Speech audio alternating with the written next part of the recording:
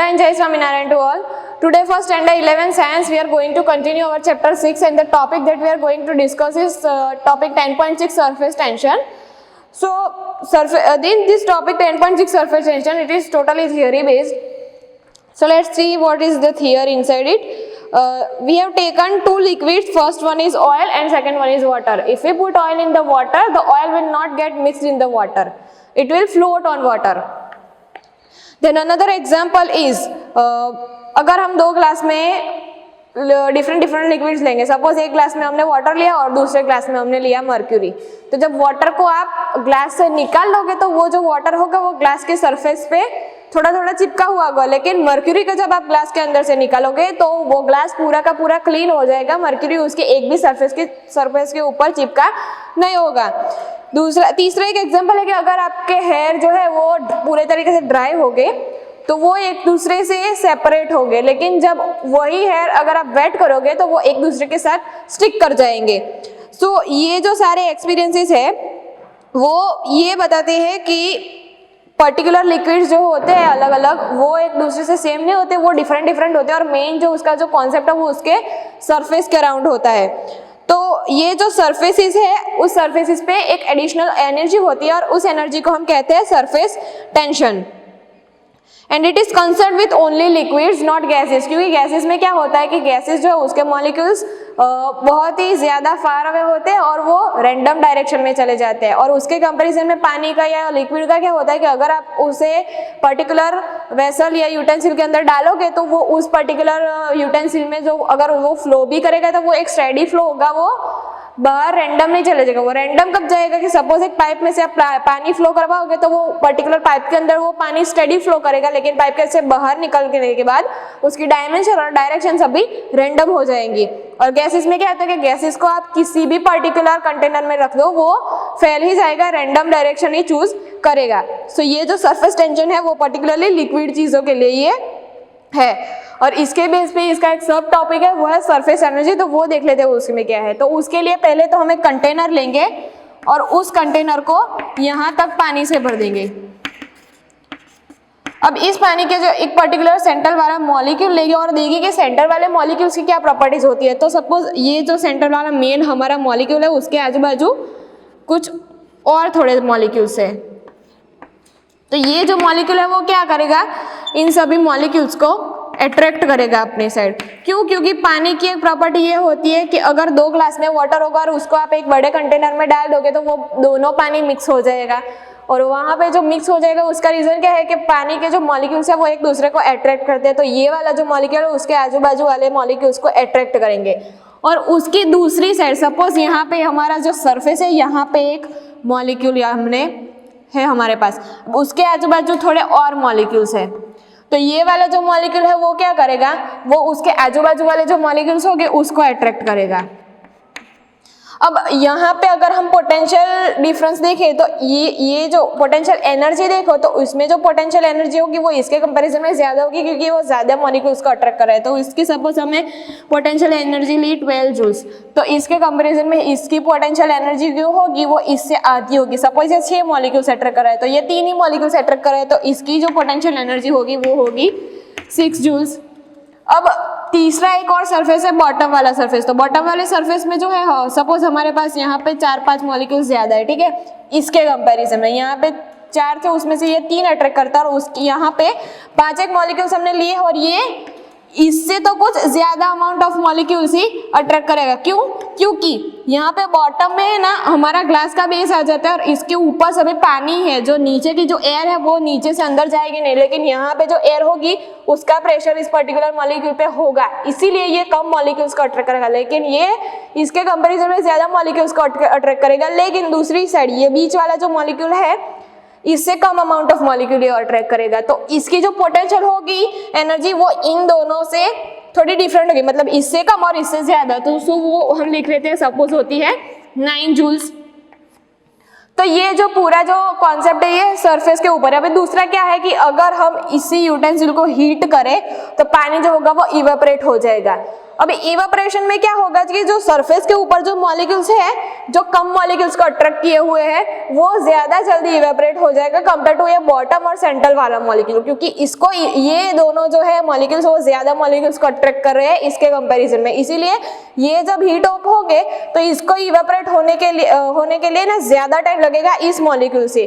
क्यों? क्योंकि ये मॉलिक्यूल सरफेस के ऊपर है, जैसे ही हीट होगा सीधे सरफेस से बाहर निकल जाएगा, फ्री हो जाएगा, इसीलिए इसे जो हीट एनर्जी लगेगी इवेपोरेट होने में वो इन दोनों से कम लगेगी और इन दोनों को इससे ज्यादा लगेगी।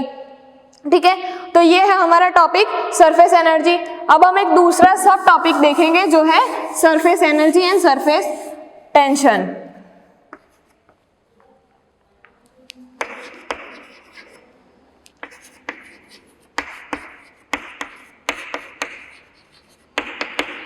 तो इसमें भी हम एक एग्जांपल लेंगे कि सपोज कि हमारे पास एक रेक्टेंगुलर ऐसा कुछ वेसल है इस टाइप का। अभी इस वेसल में यहाँ तक हमने पानी भर दिया, ठीक है, इस पर्टिकुलर एरिया में। तो ये जो हमारी लेंथ होगी वो होगी हमारी लेंथ L, और यहाँ पे जो फोर्स लगाएंगे वो होगा हमारा F, और ये जो बीच का जो ये साइड्स वाला एरिया है वो है इसका सरफेस का एरिया, उसे हम डिनोट करेंगे S से। अब हम क्या करेंगे कि ये वाली जो लाइन है इसे थोड़ा राइट साइड शिफ्ट करेंगे, तो हमें कैसा फिगर मिलेगा, कुछ इस तरीके का। इस लाइन को हमने सिर्फ राइट साइड शिफ्ट कर दिया इतने अमाउंट के डिस्टेंस तक, तो इन दोनों के बीच जो हमें मिलेगा वो होगा हमारा एक्स्ट्रा डिस्टेंस D। और जब इस लाइन को यहाँ तक शिफ्ट करोगे तो हमारा एरिया यहाँ से यहाँ तक का हो जाएगा, मतलब एरिया डबल हो जाएगा, ट्वाइस हो जाएगा। तो ये S, ये है हमारा L। अब इसके बेस पे अगर हमें कोई इक्वेशन बनानी हो तो हमारी इक्वेशन क्या बनेगी, तो हमारी इक्वेशन कुछ इस तरह से बनेगी कि जो फोर्स और डिस्टेंस जो होगा, फोर्स मल्टीप्लाई बाय डिस्टेंस, वो किसके इक्वल होगा। यहाँ पे जो हम फोर्स अप्लाई करेंगे वो मल्टीप्लाई बाय हमारा एक्स्ट्रा जो ये हमें मिला डिस्टेंस यहाँ से यहाँ तक का, उसके मल्टीप्लिकेशन में D। सो F इंटू D किसके इक्वल में होगा, तो वो इक्वल होगा पहले तो हमारा ये पूरा सरफेस एरिया S है वो, उसके मल्टीप्लिकेशन में ये डबल हो गया है, मतलब S मल्टीप्लाई 2, और एरिया कितना डबल हुआ है तो D जितना, और उसके मल्टीप्लिकेशन में हमारी length L। So this both value will be equal to each other. अब इसमें क्या करेंगे, D यहाँ पे भी और यहाँ पे भी है, कैंसिल आउट हो जाएगा, हमें मिलेगा S into 2L equals to F। अब इस इक्वेशन के बेस पे अगर हमें सरफेस की वैल्यू निकालनी हो तो हम क्या करेंगे, सिंपली इस 2L को राइट साइड ले जाएंगे, ये मल्टीप्लिकेशन में तो डिवीजन में चला जाएगा, तो S will be equals to F divided by 2L।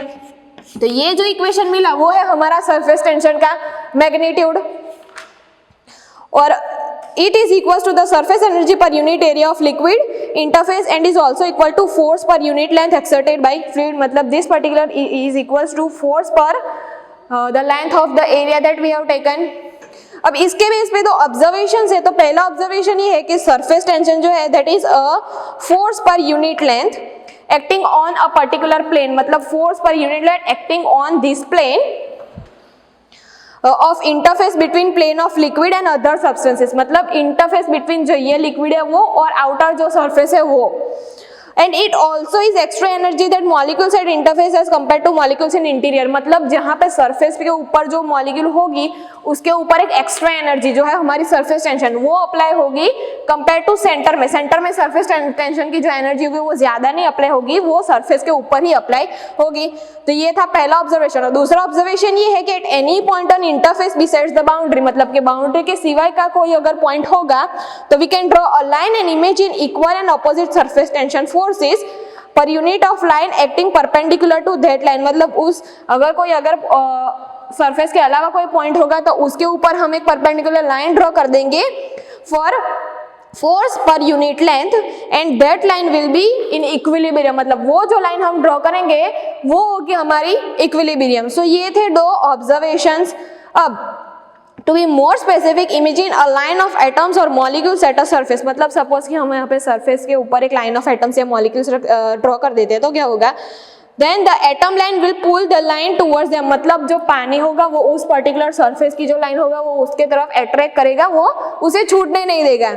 और यहाँ पे एक टेबल दिया गया है जिसमें डिफरेंट लिक्विड्स के पर्टिकुलर टेम्परेचर्स के ऊपर उसकी जो सरफेस टेंशन वैल्यू क्या होगी वो दिया है, प्लस उसकी हीट ऑफ वेपराइजेशन वैल्यू क्या होगी ये दिया गया है।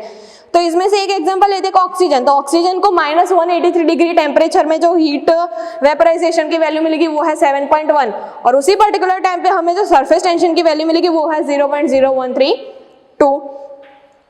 अब फ्लूइड, अब हम एक दूसरा एग्जांपल लेंगे कि हम एक फ्लूइड का कंटेनर लेंगे कुछ इस तरह का। अभी यहाँ पे हमने यहाँ तक फ्लूइड भर दिया है और यहाँ पे एक रॉड ली है, इस रॉड को हमने लटकाया है एक पर्टिकुलर ऐसे, दूसरे साइड एक हमने ऐसा वेट ले लिया है और यहाँ पे कुछ अमाउंट का वेट रखा है और इसको लटकाया है इन दोनों को एक पर्टिकुलर पॉइंट से। अब वो हमने क्या किया कि a fluid will stick to solid surface if surface energy between fluid and solid is smaller than sum of energies between solid air and fluid air। मतलब पर्टिकुलर सॉलिड एयर और fluid air, मतलब ये जो energy है वो है solid air की, क्योंकि ये फ्लूइड में नहीं, ये बाहर है, इसीलिए इस पे जो एनर्जी होगी वो होगी सॉलिड एयर की, और ये पर्टिकुलर जो है वो फ्लूइड के टच में है, इसलिए इस पे इसके ऊपर जो एनर्जी होगी वो होगी फ्लूइड एयर की। तो जब तक ये दोनों इक्वल अमाउंट में होंगे तब तक पानी इस पर्टिकुलर रॉड को छोड़ेगा नहीं, ये जो रॉड है हमारा वो पानी से टच में ही रहेगा। लेकिन it can be directly measure experimentally, अगर हम इस पे थोड़ा और अमाउंट ऑफ वेट डाल देंगे तो यहाँ पे जो सॉलिड एयर की एनर्जी होगी वो इस पर्टिकुलर फ्लूइड एयर की एनर्जी से ज्यादा हो जाएगी और ये नीचे आएगा और ये पानी के कॉन्टेक्ट से कट जाएगा। ठीक है, तो सपोज हम ये अज्यूम करेंगे कि जो लिक्विड एयर की जो एनर्जी है वो क्या होगी, यहाँ पे जो अगर सॉलिड एयर की एनर्जी बढ़ गई तो लिक्विड एयर की एनर्जी क्या होगी, लिक्विड एनर्जी की जो होगी that will be equals to this extra weight which we denote as W multiplied twice the length of this particular plate. Okay, अब यहाँ पे हमारा जो वेट है वो हमने लटकाया हुआ है, तो इसके ऊपर जो ये पर्टिकुलर मास हमने एक्स्ट्रा डाला वो मल्टीप्लाई जो ग्रेविटेशनल फोर्स इस पे एक्ट कर रहा है वो, तो weight will be equals to our mass into gravity, और मास किसका, जो एक्स्ट्रा वेट हमने इसके ऊपर डाला वो, so this will be equals to mass into gravity into twice the length. ठीक है, तो ये है पर्टिकुलर इक्वेशन हमारे इस एक्सपेरिमेंट का। So this is our topic surface energy and surface tension. The further remaining topic we will cover it in next video. That is it. Thank you.